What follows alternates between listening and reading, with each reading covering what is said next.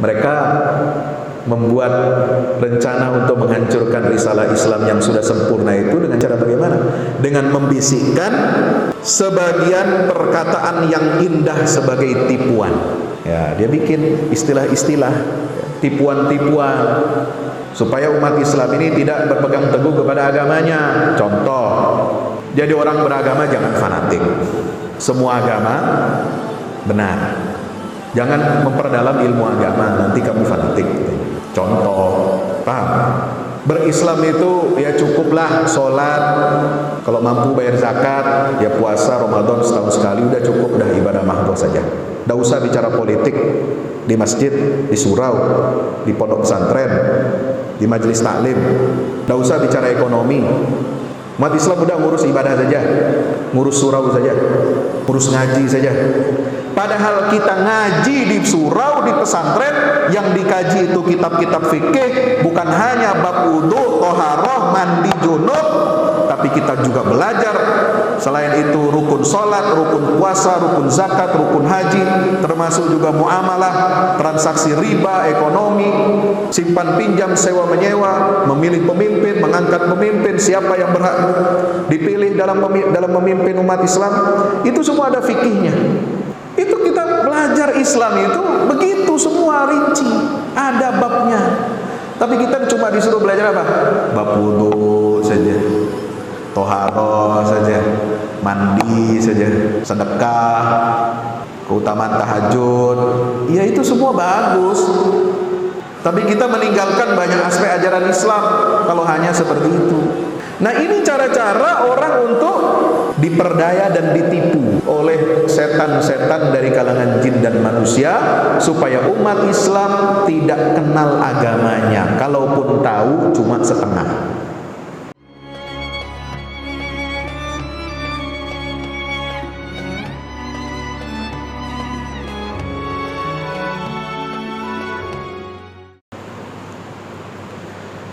Bismillahirrahmanirrahim. Assalamualaikum warahmatullahi wabarakatuh. Alhamdulillah, alhamdulillah, thumma alhamdulillah. Alhamdulillahilladzi bi ni'matihi tatimmus shalihat. Wassalatu wassalamu ala sayyidis sadat sayyidina wa nabiyina Muhammadin wa ala alihi wa ashabihi wa man tabi'ahum ila yaumil qiyamah, amma ba'd. Subhanaka la ilma lana illa ma 'allamtana innaka antal alimul hakim. Rabbi zidni ilma warzuqni fahma. Bapak Ibu hadirin hadirat jamaah Masjid Nurul Ilmi yang insyaallah mudah-mudahan kita semuanya senantiasa dirahmati oleh Allah Subhanahu wa taala. Syukur alhamdulillah kita panjatkan kehadirat Allah jalla jalaluh yang telah mengizinkan dan mempertemukan kita pada majelis ilmu yang mudah-mudahan senantiasa diberkahi oleh Allah Subhanahu wa taala ini dalam keadaan sehat walafiat, tak kurang suatu apapun. Mudah-mudahan Allah senantiasa memberikan kekuatan kepada kita, kekuatan untuk kita dapat mensyukuri nikmat-nikmat Allah dan kita dapat menjalankan agama Allah ini dengan istiqomah hingga akhir hayat kita. Wala tamutunna illa wa antum muslimun. Amin ya rabbal alamin. Berselawat dan salam mari kita sanjungkan kepada junjungan kita Baginda Rasulullah Muhammad sallallahu alaihi wasallam serta seluruh keluarga dan para sahabatnya. Mudah-mudahan tercurah limpahkan untuk kita semua pengikutnya hingga yaumil qiyamah. Hadirin hadirat yang dimuliakan Allah Subhanahu wa taala, sebagaimana tema besar safari dakwah yang saya jalani saat ini bersama Asa Charity, yaitu pesan-pesan tauhid untuk negeri. Tauhid ini adalah inti daripada seluruh risalah yang dibawa oleh para nabi dan rasul.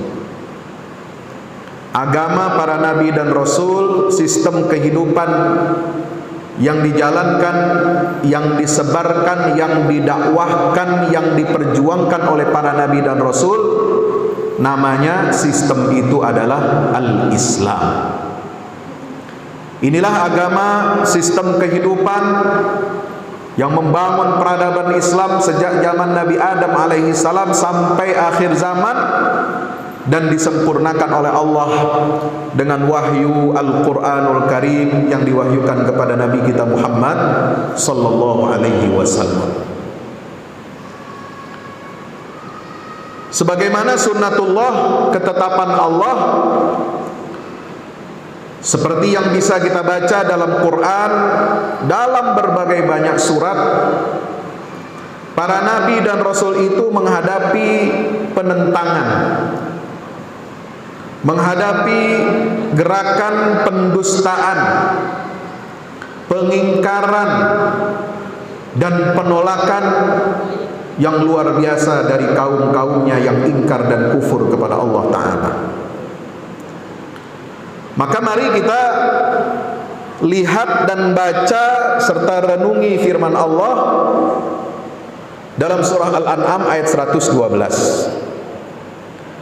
dan ayat 113, di mana Allah Ta'ala berfirman, a'udzubillahi minasyaitonir rajim, wa kadzalika ja'alna likulli nabiyyin 'aduwwan syayatinal insi wal jinn yuhi ba'duhum ila ba'din zukhrufal qawli ghurura walau syaa rabbuka ma fa'aluhu fadharhum wa ma yaftarun walitasgha ilayhi afidatul ladzina la yu'minuna bil akhirah waliyardawhu waliyaqtarifu ma hum muqtarifun. Jamaah sekalian yang dimuliakan Allah, dalam ayat surat Al-An'am 112 ini ayat yang turun di Makkah ketika Nabi sedang berjuang mati-matian menghadapi penentangan kaum Quraisy, masyarakat jahiliyah yang menentang Islam, yang menentang tauhidullah. Mereka bukan tidak percaya kepada Muhammad, mereka percaya kepada Muhammad dia sebagai seorang yang jujur, Al-Amin. Bahkan pedagang-pedagang kota Makkah, saudagar-saudagar Makkah lebih percaya kepada Muhammad untuk menitipkan barang dagangannya, mencatat transaksi perdagangannya itu kepada Nabi Muhammad. Sebab yang lain itu, orang-orang pedagang-pedagang Mekah, pembesar-pembesar Mekah ini ibaratnya ya sama-sama setan, suka nipu, suka ngibuli, dan suka curang kepada temannya sendiri. Tapi Muhammad SAW tidak pernah curang dan zalim kepada siapapun. Hanya itu yang mereka percaya. Tapi kalau berbicara Islam, berbicara tauhid, berbicara Al-Quran, sistem Islam yang akan mengganti masa sistem jahiliyah, ini mereka tentang mati-matian. Mereka dustakan, mereka tolak begitu rupa. Maka itu Allah Subhanahu wa taala menegaskan, wa kadzalika ja'alna likulli nabiyyin aduwwa. Demikianlah sebagaimana seluruh para nabi dan rasul itu kami jadikan, telah menjadikan bagi setiap nabi itu ada musuhnya. Musuhnya Adam siapa? Siapa? Iblis. Iblis yang senior. Iblis moyangnya itu, ya. Yang pertama kali menjerumuskan Adam dan istrinya Hawa dari surga. Nabi Nuh ada musuhnya? Ada, kaumnya, bahkan anaknya sendiri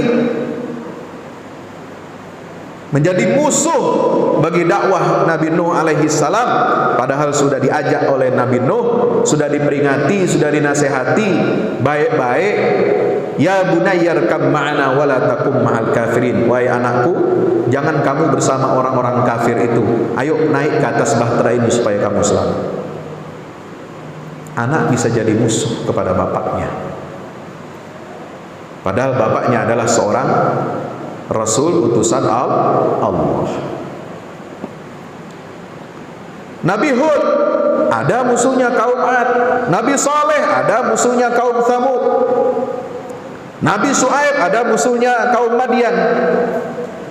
Musa alaihi salam, apalagi musuhnya ini Fir'aun. Sebelum itu, jauh sebelum itu, Nabi Ibrahim alaihi salam, siapa musuh terbesarnya? Namrud, laknatullah alaih. Semua nabi dimusuhi, tidak terkecuali nabi kita Muhammad sallallahu alaihi wasallam. Mereka ini kumpulan gerombolan orang-orang jahat, orang-orang durjana yang mengingkari Allah dan Rasulnya, yang ingin mempertahankan sistem kemusyrikan dan jahiliyah, tidak mau dinasehati, tidak mau diperbaiki kehidupan mereka yang penuh dengan kezaliman, untuk hidup di bawah naungan cahaya Allah Subhanahu wa ta'ala. Mereka menentang risalah Islam ini dari ujung rambut sampai ujung kaki. Itu fakta dalam sejarah. Ada Abu Lahab, ada Abu Jahal, ada siapa lagi? Sebelum masuk Islam jauh, Abu Sufyan, ada Hindun binti Umayyah, ada banyak sekali tokoh-tokoh musyrikin Quraisy yang memusuhi Nabi kita. Bahkan setelah hijrah ke Madinah, musuh Nabi nggak berkurang, malah tambah lagi. Siapa? Yahudi. Ada Bani Quraisyah, Bani Qainuqa, ya. Ada kemudian kaum munafikin, Abdullah bin Ubay bin Salul. Ada gembong-gembong pemimpin-pemimpin kaum munafik yang berkolaborasi, bekerjasama dengan orang-orang musyrikin Mekah untuk menghancurkan dakwah Islam yang diturunkan oleh Allah Subhanahu wa ta'ala. Nah, dakwahnya para nabi ini semua memiliki musuh, karena orang-orang yang ingkar ini tidak ada yang mereka khawatirkan kecuali cuma satu. Kalau ada risalah yang ingin memperbaiki umat manusia, yang mengembalikan mereka kepada fitrahnya, risalah yang komprehensif, peradaban yang paripurna untuk mengganti sistem jahiliyah, itu yang paling mereka takutkan. Kenapa? Karena dengan menerima Islam, dengan bersaksi tidak ada Tuhan kecuali Allah dan Muhammad adalah utusan Allah, itu bukan hanya sekedar mereka jadi mu'alaf, bukan hanya sekedar mereka sholat, zakat, puasa, pergi haji, tapi dengan pernyataan dua kalimat syahadat itu adalah pernyataan yang sangat dalam, sangat luhur dan sangat agung, perjanjian kepada Allah Subhanahu wa ta'ala bahwa seluruh kehidupannya harus taat dan tunduk patuh kepada aturan syariat Allah Subhanahu wa ta'ala. Nah, yang biasanya sudah bergelimang, senang mendapatkan keuntungan dunia, materi, ekonomi, sosial, politik di masa jahiliyah, ya, yang tidak mengenal Allah, yang kufur kepada Allah, mereka tidak ingin keistimewaan-keistimewaan itu hilang. Maka mereka tentang habis-habisan Muhammad SAW, termasuk Yahudi ahli kitab. Nggak mau mereka mengakui risalah Nabi kita Muhammad SAW. Sebab kalau beriman kepada risalahnya dari Muhammad SAW, mereka akan kehilangan semua privilege-privilege-nya. Orang munafik apalagi, mereka cuma ingin cari harta, tahta, dunia, pangkat di tengah masyarakat. Inilah yang menyebabkan mereka hasut, dengki dan dendam kepada Nabi Muhammad. Bagaimana seorang dari Makkah hijrah pindah ke Madinah, tiba-tiba diangkat oleh kaum muslimin semuanya untuk menjadi kepala negara Madinah. Abdullah bin Ubay ini dendam sekali, benci kepada Muhammad SAW. Padahal dia menginginkan dialah yang dapat menyatukan orang-orang Madinah dan diangkat sebagai pemimpin negara di Madinah. Nah, orang-orang seperti ini memang ya pikirnya jangka pendek. Pikirannya hanya dunia saja. Kalau menerima Islam, mereka akan kehilangan semua tahta dan kepentingan-kepentingan dunianya. Maka itu risalah dan dakwah Islam ini pasti banyak musuhnya. Tidak terlepas juga para ulama. Ulama itu adalah pewaris para nabi. Dijelaskan dalam tafsir bahwa ayat ini bukan hanya berlaku kepada para nabi dan rasul yang punya banyak musuh dari kalangan setan berupa jin dan manusia. Nabi SAW pernah ditanya, "Ya Rasulullah, emang ada manusia berbentuk setan?" Ada. Siapa mereka ya Rasulullah? Mereka itu adalah orang-orang atau manusia yang berperilaku seperti setan. Yaitu apa perilaku setan yang paling utama, karakter utamanya? Yaitu senantiasa mengajak kepada kejahatan dan permusuhan. Innama yuridus syaitan ayyuqi'a bainakumul adawata wal baghdha. Kerjaan setan itu cuma satu. Inti kerjanya itu, profesi setan itu cuma satu. Yuqi'u bainakumul adawa wal baghdha. Menjerumuskan, mengadu domba umat manusia ini untuk apa? Mereka bermusuhan dan menanamkan benih-benih kebencian terhadap risalah Allah Subhanahu wa taala. Maka itu jamaah hadirin dirahmati Allah Subhanahu wa taala, ya. Setan dari kalangan jin dan manusia ini berupaya untuk menghancurkan Islam. Gimana caranya? Yuhi ba'duhum ila ba'din zukhrufal qawli ghurura. Yaitu dengan cara sebagian setan, jin dan manusia itu membisikkan kepada sebagian yang lain. Ya. Ini sama-sama setan saling membisikkan. Ya. Mereka saling berkonsultasi. Setan yang di Amerika konsultasi dengan setan di Indonesia. Paham? Setan yang di Cina konsultasi dengan setan yang di Rusia. Itu sama, itu terhubung, itu satu jaringan. Ya. Setan-setan ini mereka berkonsultasi siang malam. Ya. Bal makrul laili wan nahari id ta'murunana an nakfura billahi wa naj'ala lahu andada. Mereka berbuat makar setiap hari. Ya. Nggak pilih waktu, siang malam mereka itu merencanakan makar terhadap agama Allah Subhanahu wa taala. Supaya apa? Supaya kita umat Islam ini kufur dari agama Allah. Nauzubillah min zalik. Jadi mereka ini saling berkonsultasi, saling membisikkan gimana caranya menyesatkan umat Islam ini. Ini sudah kadung, Quran sudah turun, sudah sempurna turunnya Al-Quran. Udah kadung risalah Islam ini diterangkan secara rinci oleh Nabi kita Muhammad SAW. Taraktukum alal mahajjatil bayda lailiha kanahariha la yazighu anha illa halik. Risalah Islam ini terang benderang, syariatnya semua sempurna. Inni taraktu fikum amrayni lan tadillu ma in tamassaktum bihi ma abadan kitaballahi wa sunnati nabiyih. Nabi sudah meninggalkan dua pusaka, yaitu Quran dan Sunnah.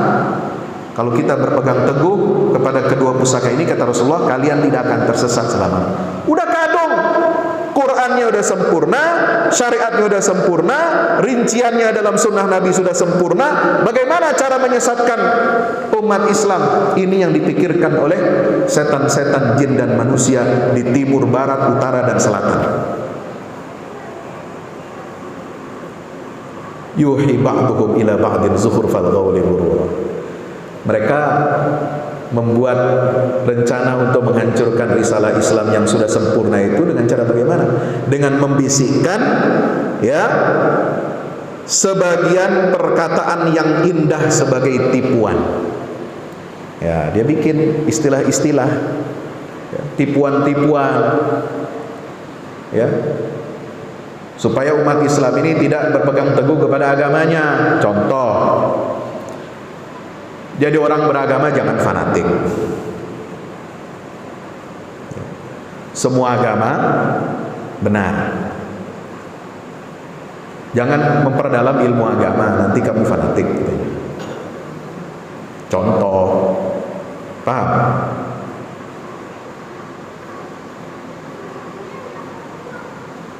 Berislam itu ya cukuplah sholat, kalau mampu bayar zakat, ya puasa Ramadan setahun sekali, udah cukup, dah ibadah mahdoh saja. Nggak usah bicara politik di masjid, di surau, di pondok pesantren, di majelis taklim. Nggak usah bicara ekonomi. Umat Islam udah ngurus ibadah saja, ngurus surau saja, ngurus ngaji saja. Padahal kita ngaji di surau, di pesantren, yang dikaji itu kitab-kitab fikih, bukan hanya bab wudu, toharoh, mandi junub, tapi kita juga belajar selain itu rukun sholat, rukun puasa, rukun zakat, rukun haji, termasuk juga muamalah, transaksi riba, ekonomi, simpan pinjam, sewa menyewa, memilih pemimpin, mengangkat pemimpin, siapa yang berhak dipilih dalam memimpin umat Islam, itu semua ada fikihnya. Bagaimana memberikan hukuman kepada pelaku kejahatan, apalagi sekarang kejahatan seksual. Ya. Itu kita belajar Islam itu begitu semua rinci, ada babnya. Tapi kita cuma disuruh belajar apa? Bab wudu saja, toharoh saja, mandi saja, ya, sedekah, keutamaan tahajud, ya itu semua bagus. Tapi kita meninggalkan banyak aspek ajaran Islam kalau hanya seperti itu. Nah, ini cara-cara orang untuk diperdaya dan ditipu oleh setan-setan dari kalangan jin dan manusia, supaya umat Islam tidak kenal agamanya. Kalaupun tahu cuma setengah, kalaupun tahu nggak mateng ilmunya, kalaupun tahu cuma yang diberikan perintilan-perintilannya saja, aksesorisnya saja. Bapak Ibu yang dirahmati Allah Subhanahu wa taala, ya, ini sekarang banyak yang seperti itu diungkapkan oleh tokoh-tokoh, oleh cendekiawan. Kalau kita ingin baca sejarah, ya, Islam di Indonesia ini, bagaimana pergulatan Islam di Indonesia ini, aspirasi Islam, bagaimana upaya-upaya musuh-musuh Islam untuk menghancurkan Islam, menghadang aspirasi Islam itu, wah, sejak sebelum kemerdekaan. Sebelum Indonesia merdeka, gerakan Islam sudah disusupi. Dulu ada syarikat Islam, masuk kelompok komunis ke dalam syarikat Islam, dia bikin SI merah. Siapa yang bawa ajaran komunis? Orang Belanda. Memang sengaja diimpor dari Belanda komunis itu. Sneflit. Direkrutlah, termasuk tokoh-tokoh dari Sumatera Barat banyak. Mohon maaf saya nggak sebut namanya. Jadi SI merah di Jawa, pusat berkumpulnya itu, untuk merusak ajaran Islam. Dianggap Islam ini sama dengan sosialis, dengan komunis. Tidak ada halangan seorang muslim menjadi seorang komunis. Gila betul ini. Bagaimana mau menyatukan dua unsur yang tidak bisa ketemu, antara air dengan minyak? Kira-kira bisa ketemu enggak? Bisa menyatu? Tidak bisa. Gagal proyek SI merah, tapi mereka sudah kadung berhasil mengkader calon-calon pemimpin. Jadilah PKI, Partai Komunis Indonesia itu. Dan umat Islam tahu siapa musuh. Ini musuh dalam selimut, musuh di luar selimut Belanda, musuh dalam selimut PKI, SI merah. Masuk zaman kemerdekaan, udah selesai dulu. Nih, apa namanya, gencatan senjata dulu itu ya. Tahun 48 sudah ditumpas komunis.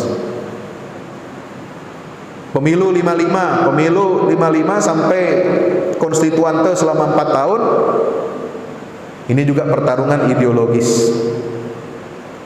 Pertarungan ideologi ini yang kemudian terjadi win-win solution, kembali kepada Pancasila dan Undang-Undang Dasar 1945 dengan piagam Jakarta yang menjiwai Pancasila dan menjadi satu kesatuan dalam Undang-Undang Dasar kita, yaitu ketuhanan yang Maha Esa dengan kewajiban menjalankan syariat Islam bagi para pemeluknya.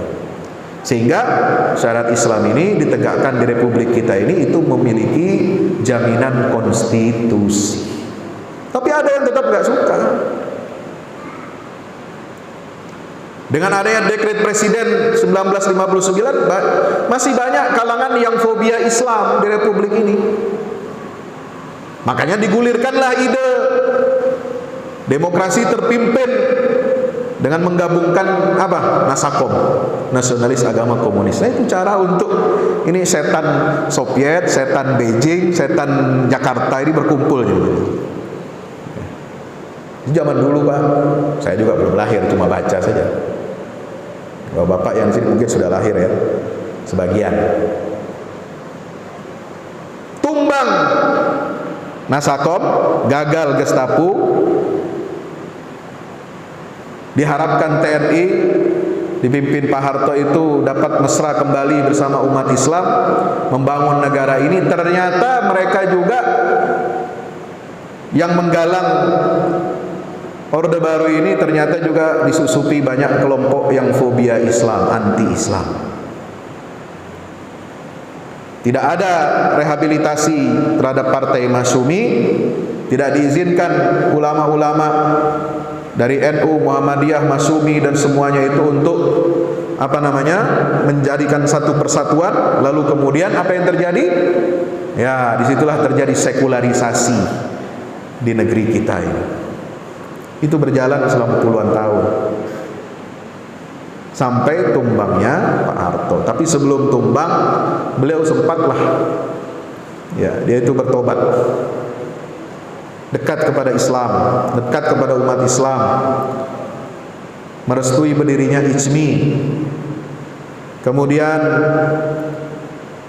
merestui berdirinya bank syariah pertama di Indonesia, Bank Muamalat, berdiri koran pertama umat Islam dari rahim IJMI, koran namanya Republika, dan seterusnya dan seterusnya. Kabinet kerja, kabinet zaman Pak Harto tahun 92 semua diisi oleh tokoh-tokoh Islam. Maka disebutlah Ijo Royo-Royo, diserang oleh kelompok komunis, diserang oleh kelompok Kristen, diserang oleh CSIS yang dulu sebelumnya puluhan tahun mereka menikmati Orde Baru ini untuk memaksakan agenda sekularisasi di Indonesia. Dulu ada istilahnya Islam rasional. Nah ini, jadi Islam ini dikasih embel-embel macam-macam. Ya, tahun 70-an. Modernisasi Islam, ada Islam rasional Harun Nasution, ada modernisasi Islam ada Nurholis Majid, ya, ada istilah dulu Islam yes, Partai Islam no, itu dulu. Sekarang Islam yes, syariat Islam no. Orang Minang pula itu yang ngomong, ya. Tapi tinggal di Jakarta, tidak tinggal di sini.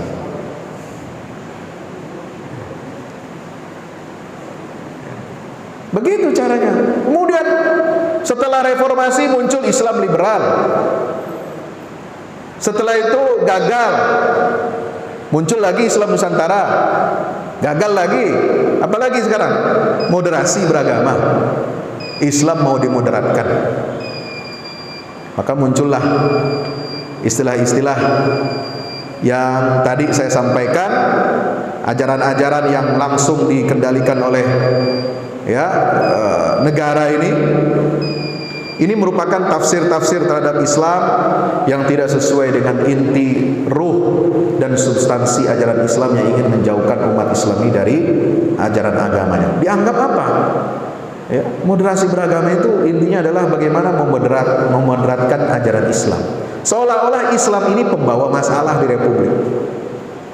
Seolah-olah Islam ini pemecah belah persatuan nasional. Seolah Islam ini intoleran, radikal, ya, dan seterusnya, sehingga beragama kita ini harus moderat. Islam moderat atau moderasi beragama tidak sama dengan apa yang disebutkan di dalam Al-Quran. Wa kadzalika ja'alnakum ummatan wasata. Umat yang wasat, umat yang tengahan, umat yang adil, umat pilihan, umat yang konsisten dan berkomitmen untuk menjalankan syariat Allah, itu namanya umat wasatiyah.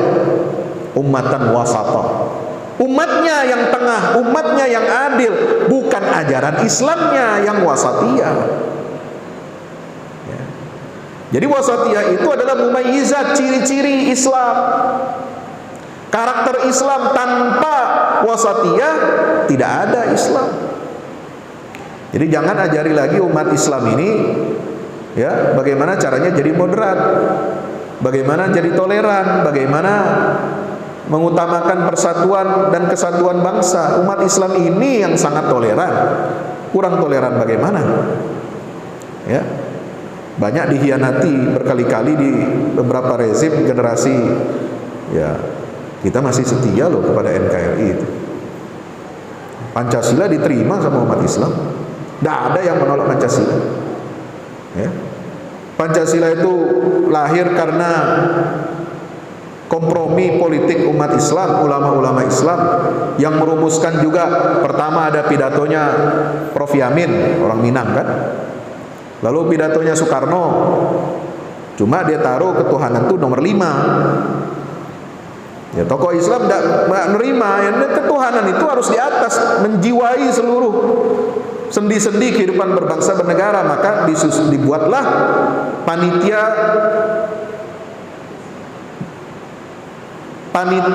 PPK, ya, PPKI, Panitia Persiapan Kemerdekaan Indonesia. Di situ ada panitia 9 yang merumuskan Pancasila. Jadi Pancasila yang disahkan pada tanggal 18 Agustus itu bukan Pancasilanya Yamin, bukan Pancasilanya Soekarno. Itu adalah Pancasila yang menjadi konsensus, kesepakatan, perjanjian yang disebut dengan Darul Ahdi wa Syahadah oleh Muhammadiyah, atau disebut sebagai Darul Mitsaq oleh Persis, atau disebut dengan Darussalam oleh Nahdlatul Ulama. Ya. Maka itu rumusan dari para ulama kita, ketuhanan yang Maha Esa, kemanusiaan yang adil beradab, itu semua sudah jauh dari rumusannya Yamin dan Soekarno.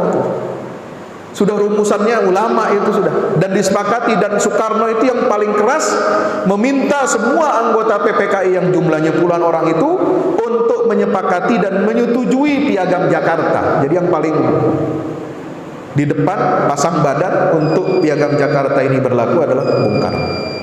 Nah, saudara yang dirahmati Allah Subhanahu wa taala, maka itu ada sebuah, ya, kita menyebutnya barangkali apa ya, kegalauan, keresahan, kekhawatiran kita bahwa kita tidak khawatir Islam ini akan mati, tidak, karena Islam ini pasti dijaga oleh Allah. Al-Quran tidak akan berkurang karena pasti dijamin dijaga keasliannya oleh Allah. Yang kita khawatirkan adalah bagaimana akal pikiran kita ini dan juga anak cucu generasi penerus kita nanti ini, kalau hal-hal seperti ini terus ditanamkan, terus dicekoki, terus dipropagandakan oleh rezim-rezim sekuler ini untuk mengubah pandangan umat Islam terhadap agama Islam yang hanif ini. Ini yang kita khawatir. Sekarang aja udah begini tantangan. Gimana nanti 20 tahun lagi, 50 tahun lagi anak cucu kita? Mungkin kita sudah tidak ada. Mereka menghadapi tantangan yang luar biasa dahsyat. Pemikiran, akidah, keberislaman. Barangkali nanti akan sabda Nabi itu terwujud. La yabqa minal islami illa ismuhu. Islam tinggal namanya saja. Wa la yabqa minal mushafi illa rasmuh. Quran tinggal tulisannya saja. Kenapa? Kenapa? Isinya Islam, isinya Al-Quran sudah dicampakkan dan ditinggalkan oleh umat Islam. Nauzubillah min zalik. Ya, Bapak yang dirahmati Allah Subhanahu wa taala, maka itulah pesan daripada ayat berikutnya. Allah taala berfirman, sebelum saya tutup karena waktu kita singkat, walitasgha ilaihi afidatul ladzina la yu'minuna bil akhirah. Sebenarnya seruan-seruan semacam itu, kata Allah, ya, bagi orang-orang yang beriman kepada hari akhirat, dia nggak mau dengar. Dia nggak pedulikan itu, tapi ini bisa ditangkap bisikan-bisikan setan, setan barat, setan timur, setan utara, setan selatan dari kalangan jin dan manusia. Setan yang ada di New York, ada di Moskow, setan yang ada di mana? Di Paris, setan di Jakarta, setan macam-macam. Ya. Ini bisa didengarkan, akan masuk ke dalam hati kecil orang-orang yang tidak beriman kepada akhirat. Walitasgha ilaihi afidatul ladzina la yu'minuna bil akhir. Makanya sekarang konsentrasi, ya, ajakan sekularisme itu adalah membuat orang bukan tidak percaya kepada Tuhan, Pak, tapi tidak percaya kepada akhirat. Akhirat nggak ada, pertanggungjawaban manusia nggak ada. Jadi tenang-tenang saja Anda, mau pakai akidah apa saja, mau pakai akidah sekuler, mau pakai akidah komunis, mau pakai akidah kapitalis, mau pakai akidah genderuwo, mau pakai akidah jin, silakan saja. Oh, nggak ada nanti jawaban akhirat, selesai dunia ini. Maka ini yang diupayakan supaya kita ini tidak beriman kepada hari akhir. Waliyarbahu, dan mereka akan menyenanginya. Orang-orang yang tidak beriman pada akhirat akan dengarkan, akan senang dengan bisikan-bisikan, ajakan-ajakan berislam seperti itu yang sudah jauh dari nilai-nilai agama Allah. Waliyaqtarifu ma hum muqtarifun, dan mereka melakukan apa yang biasa mereka setan-setan itu lakukan. Maka hati-hatilah kita menjaga anak keluarga kita, menjaga lingkungan kita, masyarakat kita, menjaga para ulama kita. Sekarang ulama diadu domba, ormas Islam diadu domba, umat Islam diadu domba, karena musuh Islam tahu tidak ada yang bisa menghancurkan Islam ini kecuali umatnya sendiri. Sebagaimana tidak ada yang bisa menghancurkan batang kayu yang kokoh selain kayu lagi. Ya, kalau cuma kapak itu besinya saja, tidak ada batang kayunya, nggak bakal tumbang itu pohon, Pak. Jadi kalau mau menumbangkan pohon yang besar yang kuat, harus pakai kapak. Kapak itu pun harus ada tangkai kayunya. Jadi kayunya yang mengayunkan besi baja itu untuk bisa merobohkan, menumbangkan pohon pokok kayu yang kuat itu. Itu sudah hukum alam. Kalau orang lain mau menghancurkan Islam, nggak mungkin bisa. Mereka hanya berani meminjam tangan dan mulut umat Islam, yang bisa dibeli tentunya, ya. Maka itu Allah Ta'ala berfirman, yuriduna liyutfi'u nurallahi biafwahim wa ya'ballahu illa ayyutimma nurahu walau karihal kafirun. Maka kita berhati-hati, jaga iman, jaga akidah, jaga akhlak kita, kuatkan komitmen kita kepada syariat Allah Subhanahu wa taala, karena zaman ini zaman fitnah, zaman penuh banyak fitnah bagi kita umat Islam, dan kita tidak boleh berkecil hati, tidak boleh merasa kecil. Wala tahinu wala tahzanu, jangan merasa hina, jangan kamu bersedih, kata Allah. Wa antumul a'laun. Sebab apa? Kamu umat Islam adalah umat yang ditinggikan dan dimuliakan oleh Allah, tapi ada syaratnya. Kalian bisa mengalahkan semua makar-makar musuh itu, ada syaratnya. In kuntum mu'minin, jika kalian semua betul-betul beriman kepada Allah Subhanahu wa ta'ala. Mudah-mudahan perjumpaan kita, silaturahim kita pada kali ini mendapatkan keridhaan dan bimbingan serta taufik dan hidayah dari Allah Subhanahu wa taala. Kita doakan para pemimpin-pemimpin kita, ulama-ulama kita, ormas-ormas Islam kita diberikan taufik dan hidayah, diberikan kesadaran untuk ruhama bainahum, saling berkasih sayang di antara sesama umat Islam. Jangan mau kita diadu domba, jangan mau kita diprovokasi, jangan mau kita dijadikan alat pukul untuk memukul saudara kita sendiri. Aqulu qouli hadza astaghfirullah li wa lakum. Assalamu alaikum warahmatullahi wabarakatuh.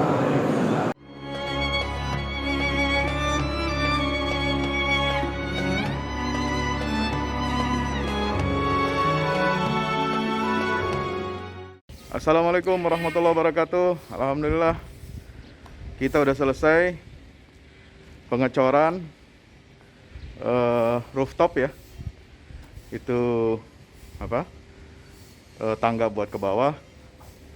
Yang ini di atas buat toren 2 biji. Ini semua udah dikeliling tembok.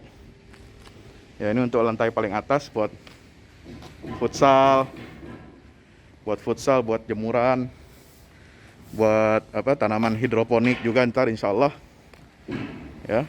Terus support ya teman-teman. Alhamdulillah terus selesai pengecorannya semuanya ya. Ini progres kita terbaru dan jadi buat olahraga, buat utilities ya, multiguna. Nah, kita turun sini semua. Ini lantai 3. Ini untuk asrama. Ya, untuk kamar-kamar. Untuk kamar-kamar dan nah, di situ musola. Nanti di situ musola, ya. Ini kamar-kamar dan musola buat santri-santri tahfiz kita, insyaallah.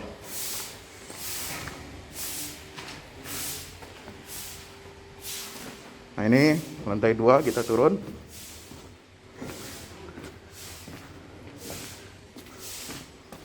Ini untuk kelas-kelas ya. Kelas-kelas tahfidz, kelas-kelas tadabbur. Insyaallah. Mau udah jadi. Alhamdulillah, berkat dukungan antum semua. Nah, tinggal ke bawah, di sini buat aula. Aula semua di sini ya. Mohon doanya terus, mudah-mudahan berkah, mudah-mudahan cepat jadi finishing. Kira-kira finishingnya ini butuh 1,5 M lagi ya, mudah-mudahan. Al-Fatihah. Assalamualaikum warahmatullahi wabarakatuh. Alhamdulillah kita udah selesai pengecoran rooftop ya. Itu tangga buat ke bawah. Yang ini di atas buat toren 2 biji. Ini semua udah dikeliling tembok. Ya, ini untuk lantai paling atas buat futsal, buat jemuran, buat tanaman hidroponik juga ntar insyaallah. Ya, terus support ya teman-teman. Alhamdulillah terus selesai pengecorannya semuanya. Ya, ini progres kita terbaru dan jadi buat olahraga, buat utilities ya, multiguna. Nah, kita turun sini semua. Ini lantai 3. Ini untuk asrama ya, untuk kamar-kamar, dan nah, di situ musola. Nanti di situ musola, ya. Ini kamar-kamar dan musola buat santri-santri tahfiz kita, insyaallah.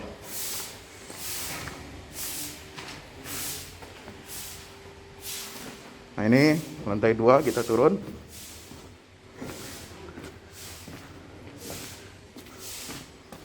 Ini untuk kelas-kelas, ya.